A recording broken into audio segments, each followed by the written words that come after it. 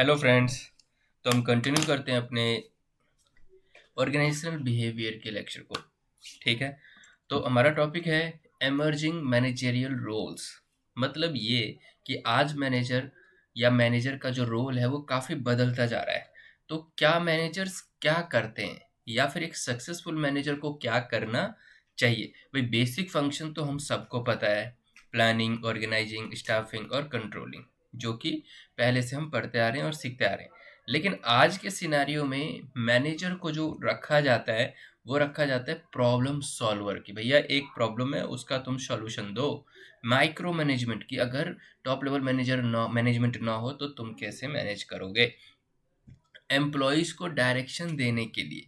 तो ऐसे करके अब मैनेजर का जो रोल है वो शिफ्ट होता जा रहा है। तो अब देखें कहाँ से क्या शिफ्ट होता जा रहा है, पहले कैसे थे और अब कैसे होते जा रहे हैं। जैसे कि पहला है डायरेक्टिव टू इंस्ट्रक्टिव। देखो डायरेक्टिव और इंस्ट्रक्टिव में डिफरेंस क्या है। डायरेक्टिव में होता है भैया आपको बस डायरेक्शन देना है, डायरेक्ट कर दिया, आपको दे दिए चीज़ें करने के लिए। इंस्ट्रक्टिव में क्या होता है, इंस्ट्रक्शंस को देना, उसको तरीके से फॉलो करना, करवाना और उसमें हेल्प करना ताकि वो चीज़ एग्जीक्यूट करने में लोगों को परेशानी ना हो। जैसे कि सुपरवाइजर का जो रोल है वो अब चेंज होता जा रहा है क्योंकि टेक्नोलॉजी आ गई है। अब एआई आ गया है, आर्टिफिशियल इंटेलिजेंस सबने सुना होगा। वो रिप्लेस कर रहा है मैनुअल या फिर रिपीटेटिव काम को। जो भी काम मैनुअली हो रहे हैं या जो भी काम रिपीटिव नेचर का है, मतलब क्रिएटिविटी नहीं है जिसमें, उसको आसानी से रोबोट के द्वारा बदला जा सकता है। लेकिन मैनेजर को क्यों नहीं बदला जाएगा, मैनेजर की ज़रूरत क्यों पड़ेगी। तो इसके लिए इसमें दिखाया है कि भाई मैनेजर जो है वो पार्टिसिपेट करेगा। जो प्रेजेंट डे जो मैनेजर है need to explore best practices to shape the impact of AI on the industry. अब जो मैनेजर्स का जो रोल है कि कैसे वो एआई को भी मैनेज करे। ठीक है, जो न्यू रोल है वो अब बदलते जा रहे हैं पुराने रोल्स के जगह। पहले मशीन्स नहीं थी, कंप्यूटर्स नहीं थे, अब जैसे कि अब एआई आ गया तो अब मैनेजर एआई को भी कैसे मैनेज करेगा। वो अब एआई को भी वो इंस्ट्रक्शन देगा ताकि वो काम करवाए। तो अब सिर्फ डायरेक्शन से काम नहीं चलेगा, अब इंस्ट्रक्शन भी देना होगा और उसको एग्जीक्यूट भी कराना होगा। फिर है रेस्ट्रिक्टिव टू एक्सपेंसिव। रेस्ट्रिक्टिव क्या होता है कि पहले रिस्ट्रिक्ट करता था मैनेजर या अपने आप को ज़्यादा इन्वॉल्व नहीं करता था टीम के साथ। रेस्ट्रिक्शन बेस्ड मतलब रोकना खुद को। लेकिन अब एक्सपेंसिव, अब बताना पड़ेगा, अब ओपन रहना पड़ेगा। तो present day competitive business environment में एम्प्लॉयज़ को क्या चाहिए, क्विक लर्न करना है। क्विक लर्निंग मतलब जल्दी से जल्दी सीखने वाला नेचर होना चाहिए ताकि वो डिसीजन मेकिंग में हेल्प करे। तो सेंट्रलाइज है या फिर माइक्रो मैनेजमेंट है जो मैनेजर्स अब करते हैं, could restricts employee in the way they think। अब ये जो सेंट्रलाइजेशन की वजह से, या हम ये कहें कि सब कुछ एक मैनेजर के हाथ में देने या मैनेजर को करने की वजह से जो एम्प्लॉयज़ हैं वो ज़्यादा उनको रोका जाता है। एम्प्लॉयज़ की जो क्रिएटिविटी है, एम्प्लॉयज़ को जो सोचने वाली चीज़ है उस पर रोक लग जाती है। देयरफॉर इसलिए अब मैनेजर्स जो है वो डेलीगेट करते हैं और एम्प्लॉय को मोटिवेट कर, डेलीगेशन मतलब कि अपना टास्क दे दिया उसको करने के लिए। मोटिवेट करते हैं एम्प्लॉयज़ को कि भैया आप मार्केट को समझो, आप सॉल्यूशन के बारे में सोचो, आप डिसीजन लेना शुरू करो अपनी एनालिसिस के बेस पे। तो सिर्फ रिस्ट्रिक्शन नहीं डाल रहा, अब एक्सपेंड कर रहा है अपने रोल्स को, लोगों को मोटिवेट करना। अब है एक्सक्लूसिव एंड इनक्लूसिव। एक्सक्लूसिव में क्या होता है, जैसे एक्सक्लूसिव का मतलब आप क्या समझते हो। एक्सक्लूसिव मतलब होती है कि कोई डिफाइंड एक लिस्ट दे दी गई है और यही जो लिस्ट दी है ना, इसके अलावा और भी कुछ इस चीज़ में कवर नहीं करता है। मान लेते हैं कि मैनेजर की कोई कैरेक्टरिस्टिक्स है। अब 5 कैरेक्टरिस्टिक दे दिए और ये एक्सक्लूसिव लिस्ट है, मतलब इन 5 के अलावा कुछ भी नहीं। लेकिन इंक्लूसिव क्या होता है भैया, छठा भी है, सातवां भी, लेकिन मैं उनमें से कोई 5 दे रहा हूँ। इंक्लूसिव मतलब इसमें कुछ भी और भी ऐड हो सकता है। तो किस तरीके से मैनेजर का रोल अब एक्सक्लूसिव से इंक्लूसिव हो गया है। तो देखो, manager should include employees in the decision making. Include मतलब मैनेजर्स अब एम्प्लॉयज़ को अलाउ करते हैं, इंक्लूड करते हैं, शामिल करते हैं डिसीजन मेकिंग में प्रोसेस, स्पेशली जब वो कुछ नई सिचुएशंस के साथ डील करें। जैसे कि वर्क फ्रॉम होम नई नई सिचुएशन थी, वर्चुअल ऑर्गेनाइजेशन कोविड-19 के द्वारा जे के समय में जो आया था वो नया था। है this brain storming process. Brain storming process क्या होता है कि कोई सिचुएशन दे दी है और उस सिचुएशन को लोग सोच सोच के उसका इलाज, मैं तो उसका सॉल्यूशन ढूंढने की कोशिश, दिमाग पे जोर डालना। अब ये नहीं है कि भाई डिफाइन कर दिया एक ही टास्क करते रहो, रिपीटेटिव का टास्क करते रहो, नहीं। अब ब्रेन स्टॉर्मिंग प्रोसेस मतलब सोचना पड़ेगा किसी चीज़ का सॉल्यूशन के लिए, diversity and help in identifying various perspective around the problem, ताकि जो प्रॉब्लम्स है उसके बहुत सारे पर्सपेक्टिव या बहुत सारे कारण समझ में आए, बहुत सारे सॉल्यूशंस निकल के आए। It also make the process of change, और ये इसकी वजह से जो चेंज का जो प्रोसीजर होता है उसमें भी हेल्प होती है किसी कंपनी की। तो देखो, अगर आप मैनेजर बनते हो तो आपको कैसा रहना है वो आप इस सब्जेक्ट में सीख रहे हो। नाउ रिपीटेटिव टू इनोवेशन, पहले एक काम रिपीटेड तरीके से बार बार किया जा रहा था, बट अब इनोवेशन, नया कुछ खोजो। There is no best time for innovation, rather it is an ongoing process. Innovation के लिए कुछ अलग से नहीं करना पड़ेगा, अलग से कोई टाइम नहीं आएगा आपके पास। आपको ऑन गोइंग अपने ड्यूटीज, अपने काम को करते हुए कुछ नया सोचना पड़ेगा। Innovation makes an organisation successful. Innovation भाई किसी भी ऑर्गेनाइजेशन में कुछ नया होगा, कुछ नई रिसर्च होगी तो वो ऑर्गेनाइजेशन को सक्सेसफुल बनाएगी।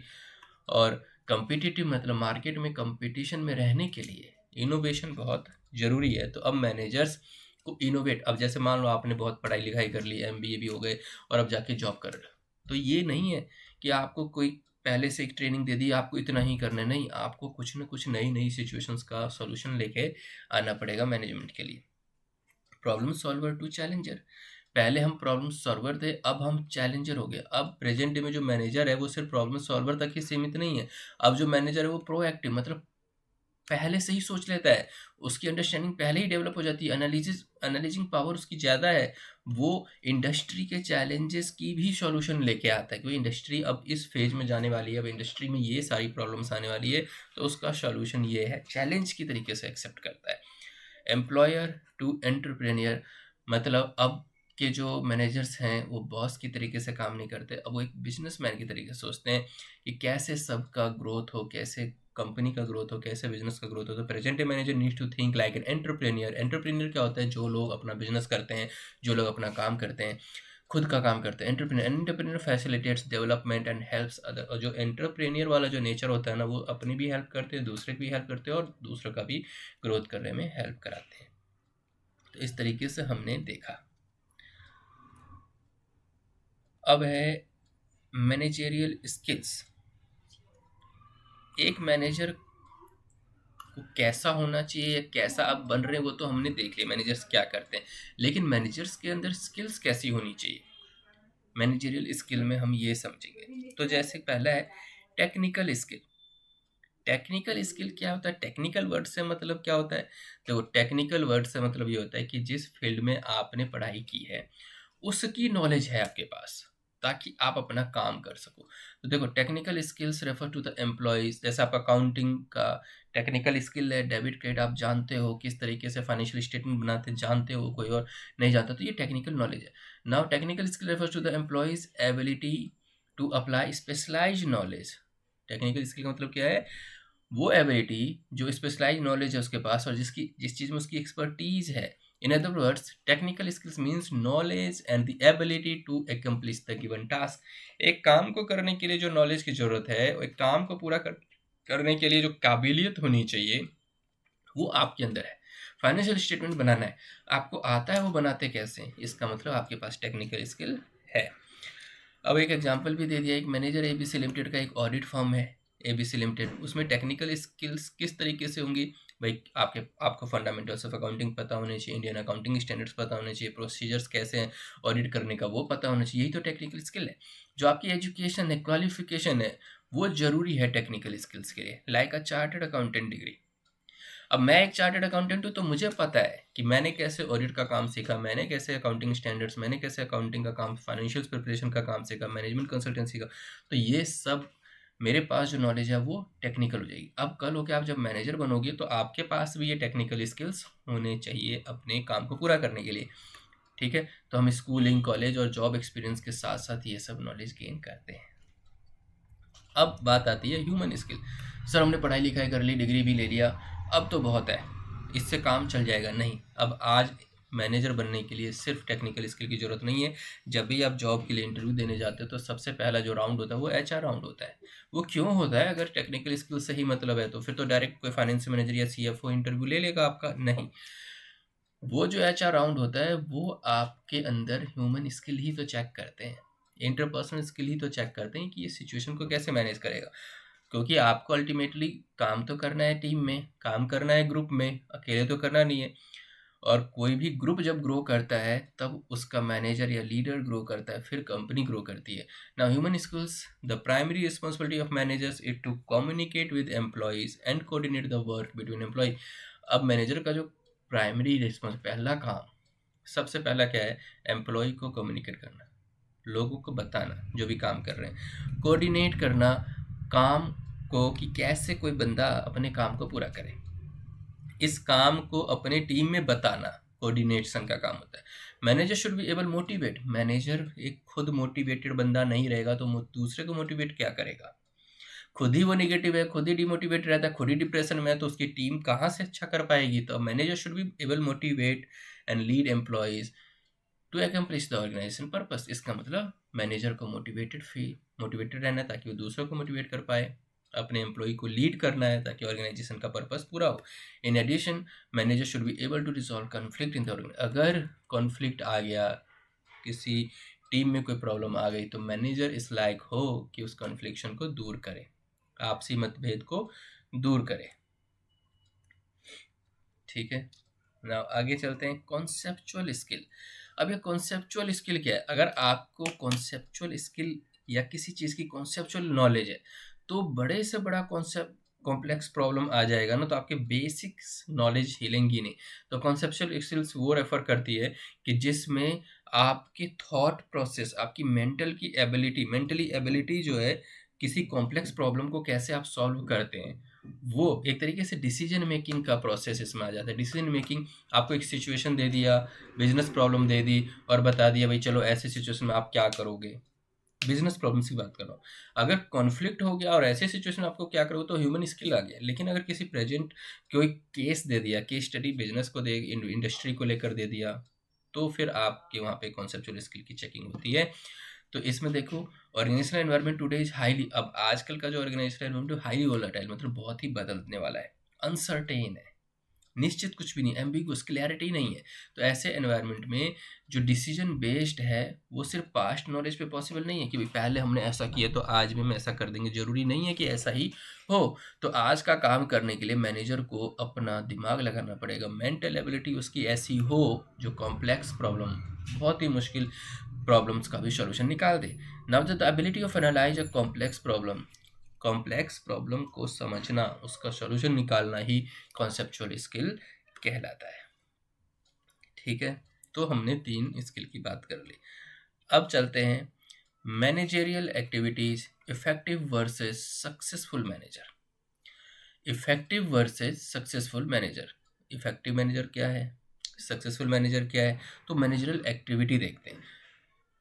तो मैनेजर्स की एक्टिविटी को 4 पार्ट्स में, 4 भाग में बांटा गया है। पहला क्या है? ट्रेडिशनल मैनेजमेंट, पुराना तरीका, प्लानिंग करो, ऑर्गेनाइजिंग करो, मेकिंग डिसीजंस मेक बनाओ करो। Now communication, communication includes communicating information, कोई जानकारी है तो वो अच्छे से कम्युनिकेट करो। कई लोग ऐसे होते हैं ना, कोई जानकारी देना चाहते हैं लेकिन सामने वाला वो जानकारी समझ ही नहीं पा रहा है, तो ऐसी स्किल नहीं। आपको पता हो आप क्या कम्युनिकेट करने जा रहे हैं। हैंडलिंग पेपर वर्क, कोई पेपर वर्क है उसको कैसे हैंडल करना है। और एक्सचेंजिंग इन्फॉर्मेशन, एक्सचेंजिंग इन्फॉर्मेशन क्या होता है?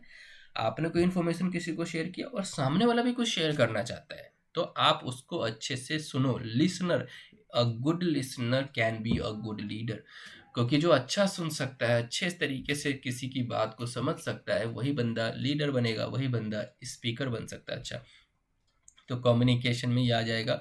ह्यूमन रिसोर्स मैनेजमेंट, ये आ जाता है पूरा का पूरा ह्यूमन स्किल, लाइक मोटिवेट करो, ट्रेनिंग दो, कॉन्फ्लिक्ट्स को हैंडल करना है, तो ये ह्यूमन रिसोर्स मैनेजमेंट भी मैनेजर का काम है। भाई आपके अंदर 5 लड़के या फिर 10 लड़कों की टीम या 10 लड़के लड़कियों की टीम होगी काम करने के लिए, तो आप कैसे आपस में इस सिचुएशन को डील करेंगे। जैसे मैं अभी डिप्यूटी मैनेजर था, तो उस टाइम मेरे अंदर 8 बंदे थे।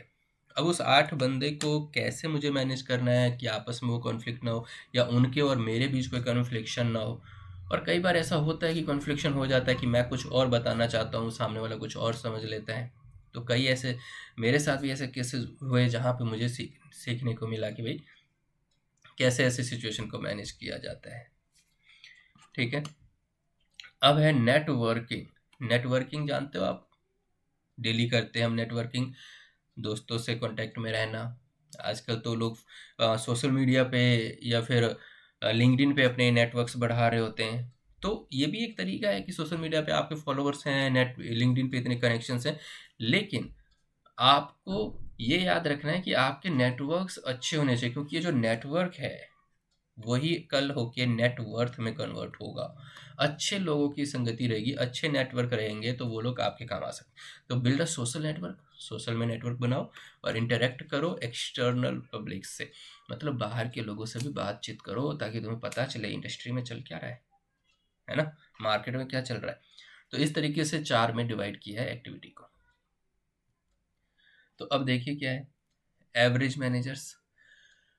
एवरेज जो मैनेजर होते हैं वो उन चारों को कैसे, मतलब एक एवरेज मैनेजर किस एरिया में कितना स्कोर करता है।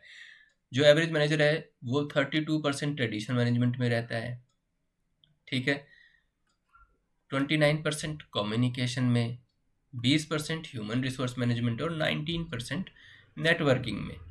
और एक सक्सेसफुल मैनेजर का देखो आप, वो सबसे ज़्यादा नेटवर्क को नेटवर्थ बनाने में लगा पड़ा है, उसको पता है नेटवर्किंग का पावर। तो वो अच्छे लोगों की संगति का जो वो है फ़ायदा उठाने में लगा रहता है या उनसे अच्छे रिलेशंस बिल्ड करता है, जो कि उसकी जॉब, उसकी ऑर्गेनाइजेशन के लिए बहुत हेल्पफुल होता है। तो नेटवर्किंग पे देखो 48% काम कर रहा है वो, ठीक है। ह्यूमन रिसोर्स मैनेजमेंट या ट्रेडिशनल मैनेजमेंट पे देखो प्लानिंग ऑर्गेनाइजिंग वाले पे 13% है, कम्युनिकेशन पे 29% है और ह्यूमन रिसोर्स मैनेजमेंट पे 11% है। भाई नेटवर्किंग अगर अच्छा होगा तो अपने आप ही कॉन्फ्लिक्शन कम हो जाएगी, इसलिए ह्यूमन रिसोर्स मैनेजमेंट करना कम हो जाएगा। और अब है इफेक्टिव मैनेजर। और इफेक्टिव मैनेजर देखो कम्युनिकेशन पे काम करता है 44%। कम्युनिकेशन पे क्या काम करता है, वो सबसे ज़्यादा ध्यान दे रहा है इफेक्टिव मैनेजर, 44% कम्युनिकेशन पे, ट्रेडिशनल चीज़ों पे 19% दे रहा है और ह्यूमन रिसोर्स पे 26% दे रहा है और नेटवर्किंग पे सबसे कम दे रहा है ये। तो क्या आपको इफेक्टिव मैनेजर बनना है या एवरेज मैनेजर बनना है या सक्सेसफुल मैनेजर बनना है? तो यहाँ पे सक्सेसफुल बनने पे हम ज़्यादा ध्यान देंगे। अब चलते हैं ऑर्गेनाइजेशनल बिहेवियर। कुछ और क्रिटिकल एरियाज हैं ऑर्गेनाइजेशनल बिहेवियर के, हम उसको भी देखने जा रहे हैं। Following are some critical areas in organisational behaviour. वो कौन से क्रिटिकल एरियाज हैं? मोटिवेशन। यार ये मोटिवेशन आप देख रहे हो, मोटिवेशन की कितनी ज़रूरत है। आजकल लोग हर छोटी छोटी चीज़ पे डिप्रेशन, दुखी होना, या लाइफ में उनको ऐसा रियलाइज होने लग जाता है उसने कुछ नहीं किया, कुछ नहीं चल रहा है, कुछ अपने अकॉर्डिंग नहीं। तो इस टाइप की चीज़ों को ना सिर्फ इंडिविजुअल की लाइफ में ही नहीं, ऑर्गेनाइजेशन में भी ये प्रॉब्लम रहती है। तो वहाँ पे आपको मोटिवेशन पे सबसे ज़्यादा ध्यान देना है। लीडरशिप, एक अच्छा लीडर कैसा बनना है। स्ट्रेस मैनेजमेंट, देख रहे हो यहाँ पे काम का स्ट्रेस हो सकता है, किसी भी आप अपने पर्सनल लाइफ के स्ट्रेस की वजह से आपकी स्टडी इफेक्ट हो सकती है, आपके करियर में इफेक्ट आ सकता है। तो स्ट्रेस मैनेजमेंट है। ग्रुप डायनेमिक्स, अलग अलग ग्रुप्स के लोग होंगे, अलग अलग टीम होगी, तो वहाँ पे आप कैसे काम कर पाओगे। और कॉन्फ्लिक्ट मैनेजमेंट, लड़ रहे हैं आपस में, ये किसी चीज़ पे मतभेद हो गया है तो कैसे इसको सुलझाओगे। लोग पर्सनल लाइफ में भी कॉन्फ्लिक्ट को सुधार नहीं पाते हैं, लेकिन ऑर्गेनाइजेशन में भी ऐसी सिचुएशन आ जाती है तो वहाँ पे कैसे हम सुधारेंगे। तो ये क्रिटिकल एरियाज हैं। फिर है पर्सनैलिटी। आपकी पर्सनैलिटी भी डिफाइन करती है आप कैसे काम करने वाले हो, आपका क्या बिहेवियर होने वाला है। चेंज प्रोसेस, अगर कोई प्रोसेस चेंज हो जाता है तो ऐसी सिचुएशन में कैसे हैंडल करें सिचुएशन को।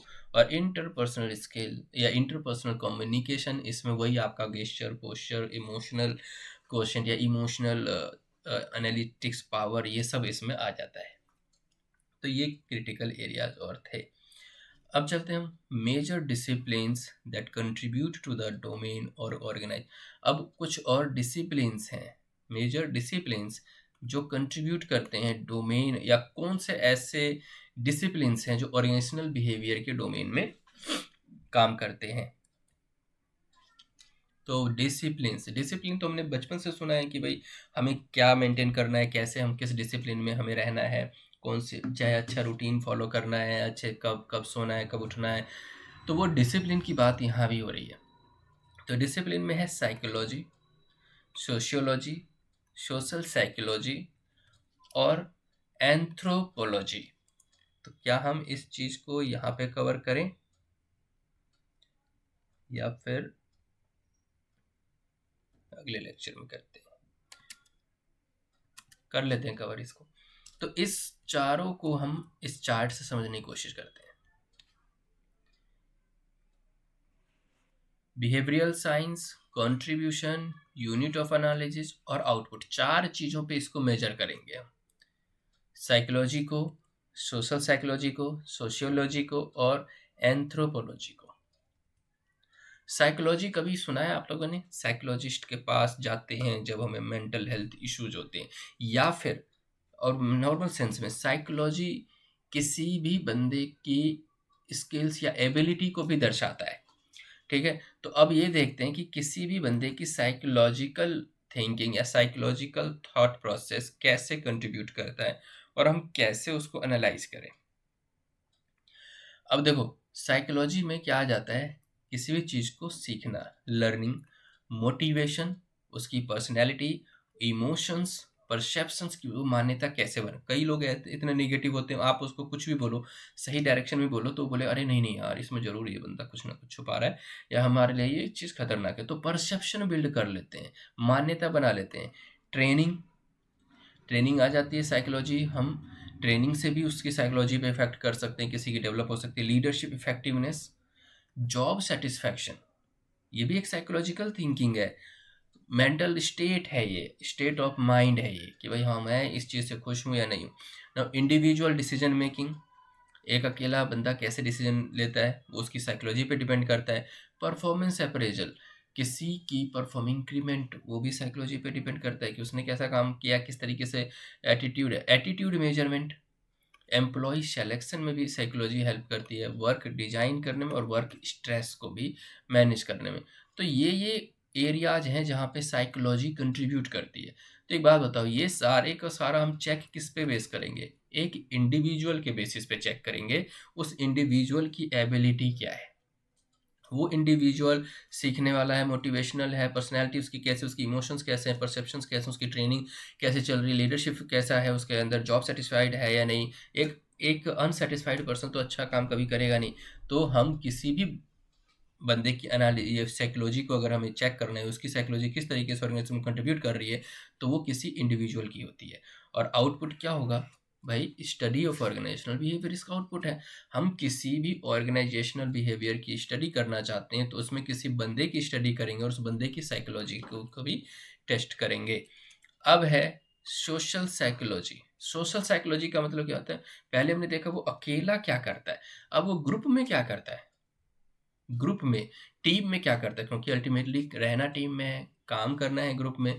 तो बिहेवियरल चेंज, किसी सिचुएशन में आके उसका बिहेवियर कैसा हो जाता है वो मैटर करता है, या पूरे ग्रुप का बिहेव कैसा करता है, कैसा काम करता है। एटीट्यूड चेंज, किसी भी ग्रुप में किसी भी लोगों के द्वारा ही वो ग्रुप बनता है, तो किसी सिचुएशन में उस बंदे का या उस टीम का एटीट्यूड कैसा है। कम्युनिकेशन, एक दूसरे को जानकारी देना। ना ग्रुप प्रोसेसेस, कि किसी ग्रुप को कोई काम करना है, उस ग्रुप में वो ग्रुप कैसे काम करती है, वो हम उसकी सोशल साइकोलॉजी पे ही डिपेंड करेगी। और ग्रुप की डिसीजन मेकिंग, ग्रुप की डिसीजन मेकिंग की एक ग्रुप किस तरीके से उनका थॉट प्रोसेस काम करता है। तो अगर हम किसी की सोशल साइकोलॉजी को चेक करना चाहेंगे तो उसके लिए हमें ग्रुप को चेक करना पड़ेगा। और फिर हम बोलेंगे कि हाँ, स्टडी ऑफ ऑर्गेनाइजेशनल बिहेवियर में जो सेकंड मेजरमेंट है वो ग्रुप का है, क्योंकि वो ग्रुप के चेंजेस, ग्रुप के बिहेवियर, ग्रुप का एटीट्यूड, ग्रुप का कम्युनिकेशन प्रोसेस, ग्रुप का अपना प्रोसेस और ग्रुप की कोई डिसीजन मेकिंग प्रोसेस, उसको हम चेक करेंगे। अब चलते हैं सोशियोलॉजी। सोशियोलॉजी क्या होता है? आप जैसे समाज में एक दूसरे से बिहेव करते हैं। तो इसमें कुछ तो सोशल साइकोलॉजी में भी पार्ट में चला जाता है और कुछ पूरे तरीके से सामाजिक चीज़ें आ जाती है, जैसे कि communication power, conflict, inter group behaviour, एक ग्रुप दूसरे ग्रुप के साथ कैसा बिहेव करता है। फिर है फॉर्मल ऑर्गेनाइजेशन थ्योरी।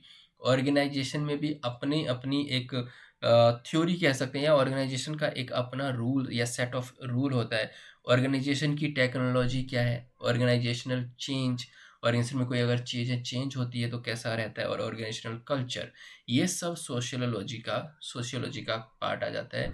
और ये इसको चेक करने के लिए ऑर्गेनाइजेशन का सिस्टम, जो कि टॉप मैनेजमेंट डिसाइड करती है। फिर है एंथ्रोपोलॉजी। एंथ्रोपोलॉजी, एक सेकेंड,